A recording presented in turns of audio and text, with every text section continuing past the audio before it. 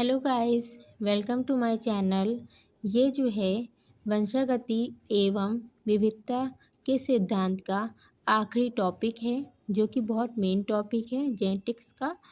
इसमें हम पढ़ेंगे जेनेटिक डिसऑर्डर यानी अनुवांशिक अनियमितताएं यानी अनुवांशिक विकारों के बारे में।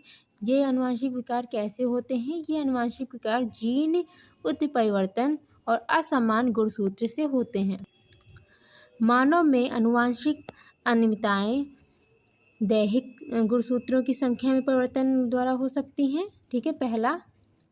दूसरा है लिंग गुणसूत्रों की संख्या में परिवर्तन द्वारा। तीसरा है कायिक गुणसूत्रों में जीन परिवर्तन द्वारा। चौथा है लिंग गुणसूत्रों में जीन उत्परिवर्तन द्वारा। ठीक है, तो हम देखेंगे कि दैहिक गुणसूत्रों की संख्या में परिवर्तन द्वारा कौन कौन से होते हैं। तो आएगा down syndrome, Edward syndrome, Alzheimer's रोग, क्राइडूचेर सिंड्रोम, ठीक है, फिलाडेल्फिया क्रोमोसोम, पटाउ सिंड्रोम। ठीक है, इसमें से आपका डाउन सिंड्रोम बहुत मेन है। ठीक है, डाउन और एडवर्ड सिंड्रोम। ठीक है, अब इसके बारे में पढ़ेंगे। लिंग गुणसूत्रों की संख्या में परिवर्तन द्वारा कौन कौन से होते हैं विकार।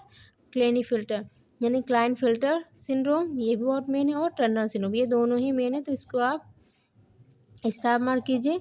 ये पूछा जा चुका है काफ़ी बार कि क्लाइनफिल्टर सिंड्रोम क्या है, टर्नर सिंड्रोम क्या है, तो आपको इसे बताना होगा। ठीक है, फिर हमने कहा तीसरा हमारा है कायिक गुणसूत्रों में जीन उत्परिवर्तन द्वारा। यानी जो कायिक गुणसूत्र होते हैं उसमें अगर हम जीन में म्यूटेशन करते हैं तो कौन कौन से होते हैं। तो फिनाइलकीटोनुरिया, हस्याकार कोशिका, ठीक है, रक्त अल्पता यानी दात्त कोशिका अरक्ता, और क्या है एल्केप्टोनुरिया। ठीक है, इनमें से आपका मेन पहला है फिनाइलकीटोनुरिया और दात्त कोशिका अरक्ता। ठीक है, फिर हम पढ़ेंगे लिंग गुणसूत्रों में जीन परिवर्तन द्वारा यानी वर्णांधता यानी कलर ब्लाइंडनेस, हीमोफीलिया रतौंधी और पेशीय डिस्ट्रॉफी। इसमें आपका कलर ब्लाइंडनेस और हीमोफीलिया बहुत मेन है। हीमोफीलिया 2025 में पूछा गया है, और भी इसके पिछले सालों में काफ़ी बार पूछा जा चुका है। अब जो है विकार, ठीक है, ये वही जो डिसऑर्डर्स है उसके बारे में पढ़ना है।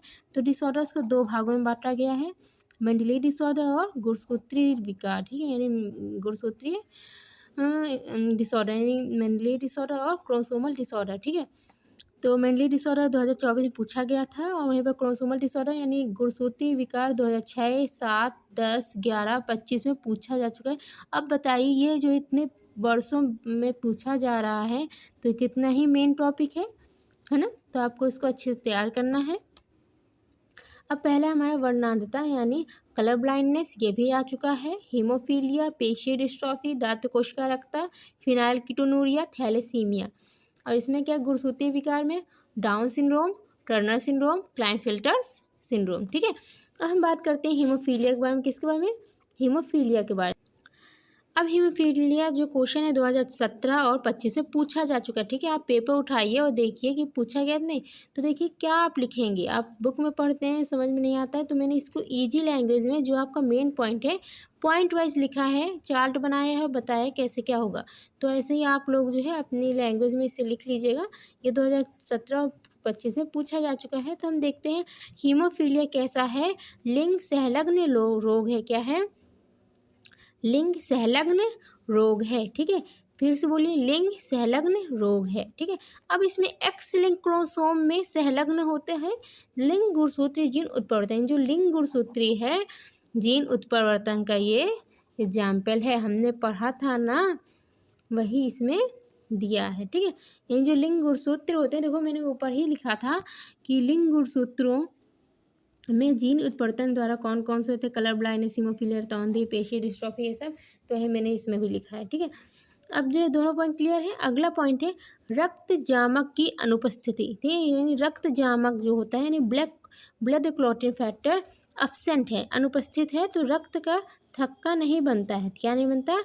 रक्त का थक्का नहीं बनता है, जिसकी वजह से रक्त बहता ही बहता रहता है। ठीक है, जिसकी वजह से रक्त बहता ही रहता है, वही लिखा है। रक्त लगातार बहता रहता है, अधिक रक्त बहने से रोगी की मृत्यु होने की संभावना रहती है। ठीक है, अगला पॉइंट है पुरुषों में ये अधिक होता है स्त्रियों की अपेक्षा में। ठीक है, यानी स्त्रियों की अपेक्षा में पुरुषों में अधिक होता है। ठीक है, अब अगला पॉइंट है स्त्रियों द्वारा पुत्रों में पीढ़ी दर पीढ़ी पहुंचाया जाता है। ठीक है, यानी स्त्रियां ही जो है इसकी वाहक बनती हैं और इसको पीढ़ी दर पीढ़ी पहुंचाती हैं। पुरुषों में अधिक क्यों होता है, ये भी प्रश्न पूछा जा सकता है 1 नंबर में, कि जो हीमोफीलिया है यह पुरुषों में ही अधिक क्यों होता है। तो आप बता दोगे पुरुषों में अधिक इसलिए होता है क्योंकि हीमोफीलिया एक्स लिंक्ड है। कैसा एक्स लिंक्ड है, यानी एक्स संलग्न, एक्स क्रोमोसोम संलग्नता शो करता है नहीं। ठीक है, जिसकी वजह से स्त्री के पास 2 एक्स क्रोमोसोम होता है, पुरुष का XY होता है, नहीं 1 एक्स क्रोमोसोम। अब इसके बाद 2 एक्स है, एक में डिसऑर्डर भी है तो दूसरा तो सही है ना, तो वो वाहक बनेगी। जब तक कोई स्त्री के दोनों एक्स क्रोमोसोम में डिसऑर्डर नहीं होता है जब तक वो वाहक है। और मेल में क्या है, उसके पास एक ही एक्स है, एक वाई है, एक ही एक्स है, तो एक्स में डिसऑर्डर हो गया, यानी विकार उत्पन्न हो गया, जिसकी वजह से मेल जो है यानी पुरुष ज़्यादा अधिक प्रभावित हो जाते हैं इस बीमारी से और स्त्रियां कम प्रभावित होती हैं इससे। ठीक है, अब मैंने इसको यानी टेबल यानी पॉइंट स्क्वायर यानी हम बता सकते हैं इसको कैसे करें। ठीक है, यानी कैसे ये होता है, तो इसको कैसे करें आराम से देखो, इजी है। पिछले वीडियो में बताया कैसे हम संकरण करते हैं, कैसे क्रॉसिंग करते हैं। ठीक है, तो वैसे इसमें है, सबसे पहले है मेल, फिर फीमेल। फीमेल कैसे लिया मैंने, कैरियर यानी वाहक स्त्री लिया है, यानी स्त्री को बीमारी नहीं है मगर वो वाहक है, क्योंकि उसके पास क्या मिलता है 2 एक्स क्रोमोसोम है, उसमें एक में डिसऑर्डर है दूसरे में नहीं है। मेल में क्या है, मेल में तो एक ही एक्स क्रोमोसोम है, एक वाई है, तो इसमें हम क्या देखेंगे, इसमें हम नॉर्मल लिया, साधारण मेल लिया है जिसको कोई बीमारी नहीं है। ठीक है, अब हमने इसके युग्मक बनाए हैं। ठीक है, युग्मक निकाले, इसमें युग्मक निकाले, फिर संक्रमण किया। ठीक है, यानी क्रॉसिंग की, फिर x x d x d y x x x y, तो यानी जो 25% एक्स डी एक्स यानी वाहक स्त्री है, वही 25% एक्स डी वाई यानी प्रभावित नर है, और वही एक्स एक्स यानी साधारण स्त्री, इनकी कोई भी बीमारी नहीं है।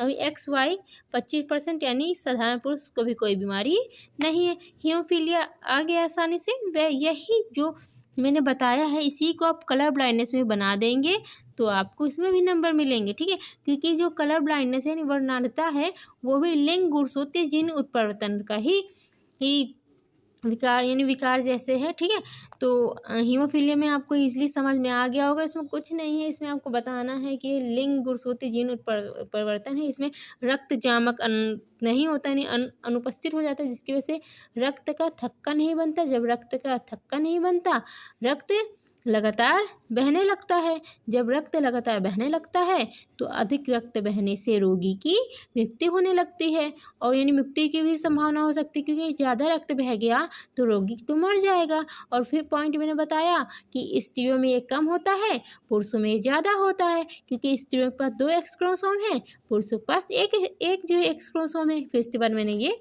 बता रही है कैसे संग यानी क्रॉसिंग करवा के पूरा इसको प्रूफ कर दिया। क्लियर है, अब हम अगला टॉपिक है वर्णांधता यानी कलर ब्लाइंडनेस, उसके बारे में देखते हैं। यह प्रश्न जो है आपका 2017, 2019, 2020, 2022, 2025 में पूछा जा चुका है, तो इसको भी आपको अच्छे से पढ़ना है। ठीक है, यानी जो मैंने इधर क्रॉस किया है और इधर भी मैंने क्रॉस किया, दोनों मैंने थोड़ा अलग करके किया है कि यानी आपको ये वाला क्रॉस भी आ जाए और ये वाला क्रॉस भी आ जाए। तो ये आप दोनों क्रॉस किसी में भी बना सकते हैं, चाहे आप हीमोफीलिया में बनाइए चाहे आप कलर ब्लाइंडनेस में बनाइए। ठीक है, अब हम देखते हैं कलर ब्लाइंडनेस में क्या है। ये लिंग गुणसूत्र जीन उत्परिवर्तन है। इसमें क्या होता है, जो रेटिना की कोन कोशिकाओं में लाल व हरे रंग के वर्णक नहीं बनते हैं। ठीक है, जो रेटिना की कोन की कोशिकाएं हैं ना, उसमें रेड और ग्रीन कलर के पिगमेंट नहीं बनते हैं, जिसकी वजह से लाल व हरा रंग में भेद नहीं कर पाते हैं। यानी जिस व्यक्ति को यह बीमारी होती है वह व्यक्ति जो लाल और हरा रंग को भेद नहीं कर पाता, डिफ्रेंशिएट नहीं कर पाता कि कौन सा लाल है कौन सा हरा है। ठीक है। स्त्रियों में यह रोग लगभग 102% ही होता है, क्योंकि स्त्रियों में एक्स गुणसूत्र 2 होते हैं और पुरुष इस रोग से ज़्यादा प्रभावित होते हैं। क्यों होते? क्योंकि पुरुषों के पास केवल एक ही एक्स गुणसूत्र होता है। क्लियर है ना?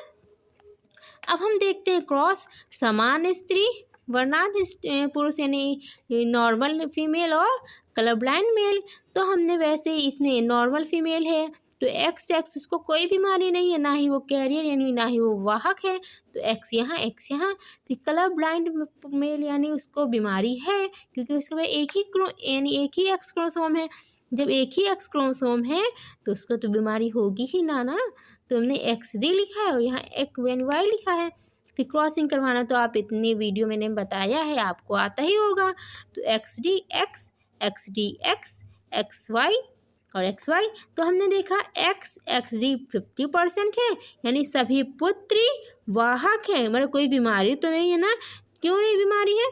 क्योंकि जब तक कोई कलर ब्लाइंड मेल और कैरियर स्त्री वाहक स्त्री और प्रभावित पुरुष आपस में क्रॉसिंग नहीं करेंगे तब तक तो स्त्री को नहीं हो सकता ना, इसलिए। और यहाँ पास एक्स डी है, यानी उस दोनों में तो डी है नहीं। जब दोनों में डी नहीं है तो जो महिला है वह क्या है, यानी जो पुत्री हुई है उसका बीमारी नहीं है, मगर वो वाहक है, यानी वो बीमारी कर सकती है। ठीक है। X1 XY सभी पुत्र समान है, यानी जो 50% पुत्र हैं उनको भी कोई बीमारी नहीं हुई है, क्योंकि यहाँ पास कलर ब्लाइंड मेल था। अरे वह कलर ब्लाइंड स्त्री फीमेल होती तो 25% वाला जो मैंने केस इधर बताया है यही केस इधर, यानी इधर भी लग जाता है। जो ये केस बताया था ना हीमोफीलिया में, वही केस कलर ब्लाइंडनेस में भी लग जाता। ठीक है। तो ये सिंपल टॉपिक था ना, सिंपल सा। हीमोफीलिया मैंने कितनी आसानी से आपको याद करवा दिया। और जो अगला टॉपिक था हमारा, यानी ये जो पढ़ा रही हूँ कलर ब्लाइंडनेस, ये भी इजीली आपको याद हो गया होगा। तो अगला टॉपिक चले। ठीक है। अगला टॉपिक हमारा फिनाइल कीटोनुरिया PKU। ये अभी तक पूछा तो नहीं गया है, मगर इसकी भी संभावना है पूछे जाने की, क्योंकि ये भी मेन टॉपिक है ना। और क्योंकि इसको जब हमने पढ़ाया था आपको प्लियोट्रॉपिक इनहेरिटेंस में, ठीक है, प्लियोट्रॉपिक इनहेरिटेंस वाला जो वीडियो आया था उसमें जब पढ़ाया था तो इसमें इसका एग्जाम्पल भी दिया है, तो आप इसको ही पढ़ लेना। मेरे साथ जो है जैसे मैं पढ़ाती हूँ वैसे ही आप उसे पढ़िए, आपको आसानी से याद हो जाएगा। और जब याद हो जाएगा तो फिर कोई दिक्कत ही नहीं है ना। तो पढ़ाऊँ मैं अब? ठीक है, पढ़ते हैं। तो फिनाइल कीटोनुरिया PKU यानी ऑटोसोमल जीन उत्परिवर्तन। ठीक है, ये आपको पॉइंट लिखना है। फिर वैसे कंडीशन 1 एक जीन था, उसमें जीन के पास एक एंजाइम था। ठीक है, एक एंजाइम था phenyl alanine hydroxylase enzyme. Enzyme का क्या नाम है? Phenyl alanine hydroxylase. वह एंजाइम क्या करता था? ये जो एंजाइम है ना, वह एंजाइम फिनाइल एलेनिन को टायरोसिन में बदल देता है। ठीक है, मैंने कहा फिनाइल कीटोनुरिया में मान लो कंडीशन 1 है, उसमें कोई उत्परिवर्तन कोई म्यूटेशन ही नहीं हुआ, तो जो जीन है ना उसके पास एक एंजाइम है, समझे? जो जीन है उसके पास एक एंजाइम है जिसका नाम है फिनाइल एलेनिन हाइड्रोक्सिलेज एंजाइम। वो क्या करता है? कोई भी एंजाइम उसका काम तो होगा ही, वह काम करता है फिनाइल एलेनिन को टायरोसिन में बदल देता है। अगर मान लो अगली कंडीशन में जो जीन है हमारा उसमें उत्परिवर्तन हो गया, यानी म्यूटेशन हो गया, जब उसमें उत्परिवर्तन हो गया तो फिनाइल एलेनिन हाइड्रोक्सिलेज एंजाइम, कौन सा? फिनाइल एलेनिन हाइड्रोक्सिलेज एंजाइम नहीं बनता। यानी ये जो है फिनाइल एलेनिन हाइड्रोक्सिलेज एंजाइम नहीं बनता। ये क्यों नहीं बनता? क्योंकि जीन में उत्परिवर्तन हो गया। जब जीन में उत्परिवर्तन हो गया तो यह एंजाइम नहीं बनेगा। यह एंजाइम नहीं बनेगा या कमी भी हो गई तो क्या होगा? ये एंजाइम करता तो क्या था? यह एंजाइम फिनाइल एलेनिन जो क्या मैंने बताया, यह एंजाइम फिनाइल एलेनिन को टायरोसिन में बदल देता है। जब ये एंजाइम ही नहीं रहेगा तो फिनाइल एलेनिन को टायरोसिन में कौन बदलेगा? नहीं बदल पाएगा, तो टायरोसिन नहीं बनेगा। जब टायरोसिन नहीं बनेगा तो फिनाइल एलेनिन क्या होगा? एकत्र हो जाएगा, यानी इकट्ठा हो जाएगा। और इकट्ठा हो जाएगा किस रूप में? इकट्ठा हो जाएगा फिनाइल पायरुविक अम्ल के रूप में। और जब इकट्ठा हो गया फिनाइल पायरुविक अम्ल के रूप में तो मानसिक अस्वस्थता बना देगा। ठीक है, आसान था, मेरे हिसाब से आपको आ गया होगा, है ना, इजी था। अब अगला टॉपिक करते हैं अपना दात्र कोशिका अरक्ता। ठीक है, यह जो है 2020, 22, 24 में पूछा जा चुका है, तो आपके लिए तो पता ही होगा कितना मेन है ना। फिर से छोटा सा मैंने पॉइंट लिखा है, ये ऑटोसोमल जीन उत्परिवर्तन है। यानी क्या है, ऑटोसोमल जीन उत्परिवर्तन। इसमें हीमोग्लोबिन की बीटा श्रृंखला में छठे अमीनो अम्ल ग्लूटामिक अम्ल का स्थान वेलाइन ले लेता है। ठीक है, ये तो गलत बात है कि यानी जो ग्लूटा अम्ल है, ग्लूटामिक अम्ल है, उसका स्थान कौन लेता है, वेलिन ले लेता है। और भी कौन से स्थान में, छठे स्थान पे। कौन से चैन में, बीटा चैन में। ठीक है, अब बताओ, जो ग्लूटामिक अम्ल का स्थान वैलिन ने ले लिया छठे स्थान में, बीटा चैन में, तो जिसकी वजह से जो आरबीसी का आकार है वो सिकुड़ कर हंसियाकार हो जाता है। समझे, यानी जो आरबीसी का आकार है ना, वो सिकुड़ कर हंसियाकार में हो जाता है। अब हंसियाकार में हो गया, अब कहोगे मैम हंसियाकार में हो गया तो हो जाए, मुझको क्या है। अरे ऐसा नहीं कहते हैं, क्यों, क्योंकि हंसियाकार में हो गया जिससे ऑक्सीजन का परिवहन रुक जाता है। समझे, यानी ऑक्सीजन का परिवहन रुक गया, कितना मेन, ऑक्सीजन ही नहीं मिलेगा तब क्या होगा, ये तो आपको पता ही है ना। अब एक बार फिर से बोले, अब ये ना बोलना मैम जय माता दी, जय माता दी तो है ही है। यानी पर फिर से बोलते हैं कि जो इसमें दात्र कोशिका रक्ता में क्या होता है, हीमोग्लोबिन के पास पहली बात तो दो चैन होती है, अल्फा बीटा। तो इसमें क्या होता है, दात्र कोशिका रक्ता में बीटा चैन में, यानी बीटा श्रृंखला में छठे अमीनो अम्ल में ग्लूटामिक अम्ल का स्थान कौन लेता है, वैलिन लेता है। समझे, देखो GAG छठे स्थान में, ग्लूटामिक एसिड का स्थान कौन लेता है, वैलिन। अब देखो एक जगह यू आ गया, मतलब इतना सा गलती हो गया और उसने अम्ल दूसरा बना लिया, तो इतना सा गलती और दूसरा अम्ल, ये गलत बात है ना। मगर समझो एक गलती हुई है तो कौन सा म्यूटेशन है, यह पॉइंट म्यूटेशन है। कौन सा है, यानी पॉइंट उत्परिवर्तन है। किसका उदाहरण है, पॉइंट उत्परिवर्तन का उदाहरण है। GAG में GUG बन गया, यानी छठे स्थान पे ग्लूटामिक एसिड से वैलिन बन गया, तो क्या है, दात्र कोशिका रखता है। ठीक है, यानी सिक्कल सेल अनीमिया हो गई उस इंसान को। अब हमारा अगला टॉपिक है थैलासीमिया। थैलासीमिया यानी 2023 और 25 में पूछा जा चुका है। ये कैसा है, ऑटोसोमल जीन उत्परिवर्तन। इसमें क्या होता है बताया ना, हीमोग्लोबिन दो तरह के प्रोटीन से बनता है। ठीक है, हीमोग्लोबिन कितने तरह के प्रोटीन से बनता है, दो तरह के। कौन से, अल्फा ग्लोबुलिन, बीटा ग्लोबुलिन। ठीक है, अल्फा ग्लोबिन, बीटा ग्लोबिन। ठीक है, आगे पढ़ें। इसमें क्या होता है, थैलासीमिया इन प्रोटीन में ग्लोबिन निर्माण की प्रक्रिया में अनियमितताएं होने से होता है। यानी अब बताओ, जो ग्लोबिन बनाता है प्रोटीन, उसी में कुछ कमी हो गई, क्या होगा, कुछ तो गड़बड़ हो गया ना, जिसकी वजह से जो आरबीसी है ना, वो बहुत जल्दी डिस्ट्रॉय होने लगती है। ठीक है, खत्म हो गया, यानी लाल रक्त कोशिकाएं तेजी से नष्ट होने लगी। अब जानते हो लाल रक्त कोशिकाएं कितनी हमारी बॉडी के लिए आवश्यक होती हैं, उन्हीं से तो हमारी बॉडी ही चल रही है, पूरा ब्लड यानी है। अब रक्त में कुछ हो जाएगा तो फिर अनियमितता तो हो ही जाएगी, विकार तो होगा ही ना।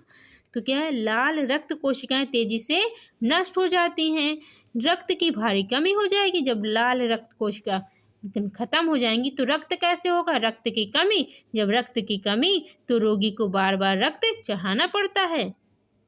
समझे, यानी रक्त की कमी हो गई तो रोगी को बार बार रक्त चढ़ाना पड़ता है, हीमोग्लोबिन नहीं बन पाता है। अब रक्त बार बार चढ़ाने से शरीर में अतिरिक्त लौह तत्व जमा होने लगता है। बाहर से तुम रक्त चढ़ाओगे तो अतिरिक्त लौह तो जमा होगा ही, सिंपल सा है। अब इससे क्या होगा कहोगे, जो हृदय, यकृत और फेफड़ों में पहुंचकर प्राणघातक होता है। समझे, यानी हृदय, यकृत और फेफड़ों में पहुंचकर प्राणघातक होता है। ये सिंपल सा था ये भी, इसमें भी कुछ नहीं, आपको बस यही बताना था कैसे, यानी कौन सा है, फिर इसके बाद कैसे होता है, पूरा मैंने आसानी से बताया है। आ गया होगा, आ गया है, आगे बढ़ाओ, यानी आगे बढ़ें। अब हम आगे पढ़ें। अब हम पढ़ते हैं क्रोमोसोमल डिसऑर्डर्स। ठीक है, क्रोमोसोमल डिसऑर्डर्स मैंने बताया है। क्रोमोसोमल डिसऑर्डर्स कहाँ हैं ये, हाँ, गुणसूत्रीय विकार क्या था, गुणसूत्रीय विकार बताया ना। अब इसी के बारे में पढ़ना है।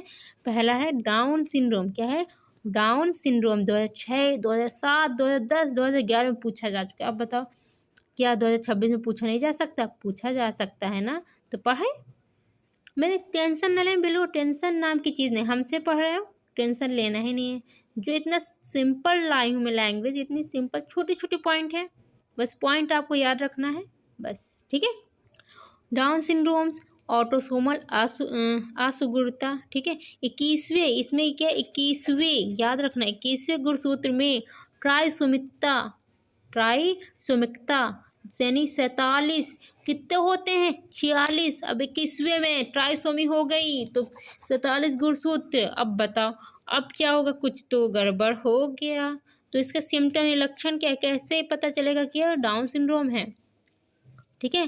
तो कैसे, मंगोलियन चेहरा, मुंह प्रायः खुला हुआ, छोटी गर्दन, निचला ओठ लटका हुआ, जीभ पर दरार। अब डाउन सिंड्रोम को लंदन डाउन ने खोजा था।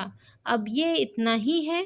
अब इसके बाद आप कहो कि तुम और इसको जो है लॉन्ग बता दूंगी, मगर पेपर के हिसाब से आपका बोर्ड एग्जाम है, चाहे CUT या मेडिकल हो, कुछ भी हो, इतने जो पॉइंट लिखवा रही हूँ ना इस टॉपिक में, अत्यंत यानी बहुत मेन है और इसी पॉइंट से क्वेश्चन पूछा जाता है, ठीक है। अब टर्नर सिंड्रोम है, ये बार क्वेश्चन पूछा गया था। बताओ XO लिंक गुणसूत्र कौन, यानी जो X लिंक गुणसूत्र में कौन सा विकार होगा, टर्नर होगा, क्लाइनफिल्टर होगा, हीमोफीलिया, डाउन सिंड्रोम, तो क्या बताओगे, टर्नर सिंड्रोम होगा, ठीक है।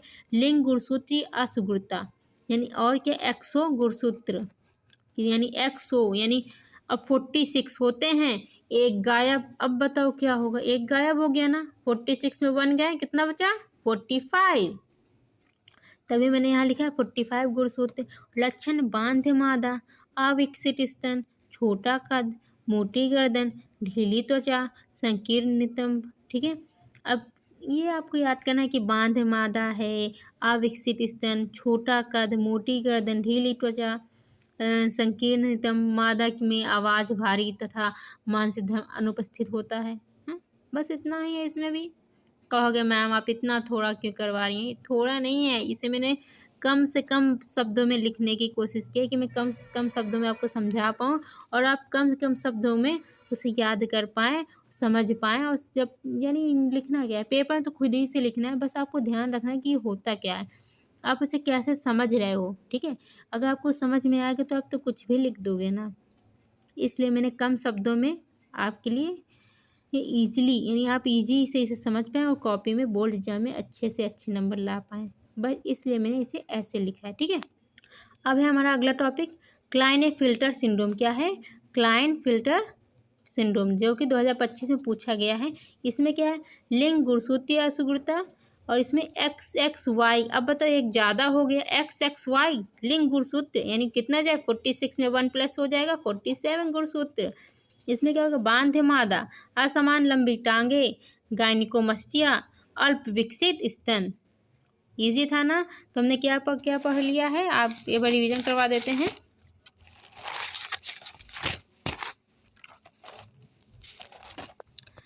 जेनेटिक डिसऑर्डर जो कि पार्ट 10 वीडियो है, यानी आखिरी, यानी मान लो वंशागति एवं विविधता का सिद्धांत, जो उसकी आखिरी वीडियो है।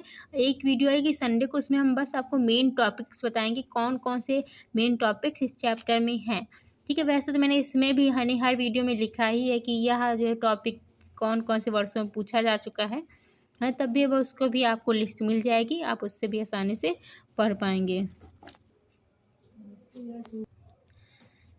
तो हमने इसमें क्या क्या पढ़ा, इन्होंने मानव में अनुवांशिकताएँ पढ़ी, जिसमें दैहिक गुणसूत्र की संख्या में परिवर्तन, फिर उसके एग्जाम्पल, लिंग गुणसूत्रों की संख्या में परिवर्तन, उसके एग्जाम्पल, कायिक गुणसूत्रों में जीन उत्परिवर्तन, उसके एग्जाम्पल पढ़ा। फिर हमने लिंग गुणसूत्रों में जीन उत्परिवर्तन द्वारा जो है उसके एग्जाम्पल, विकार पढ़े, 2 तरह के विकार होते हैं, एग्जाम्पल्स, फिर हीमोफीलिया पढ़ा। हीमोफीलिया के बाद वर्णनता यानी कलर ब्लाइंडनेस, फिनाइलकीटोनुरिया, दात्र कोशिका रक्ता, सिकल सेल एनीमिया, थैलेसीमिया, ठीक है। फिर डाउन सिंड्रोम पढ़ा, Down syndrome, Turner syndrome, Klinefelter syndrome. आपका जो चैप्टर है प्रिंसिपल ऑफ इनहेरिटेंस एविएशन का आज से समाप्त होता है। अब अगला वीडियो हम सोच रहे हैं जो मॉलिक्यूलर बेसिस ऑफ इनहेरिटेंस है उसमें लाते हैं, ठीक है। तो थैंक यू। आपको वीडियो अच्छी लगी हो तो लाइक, सब्सक्राइब और शेयर करना ना भूलें, ठीक है।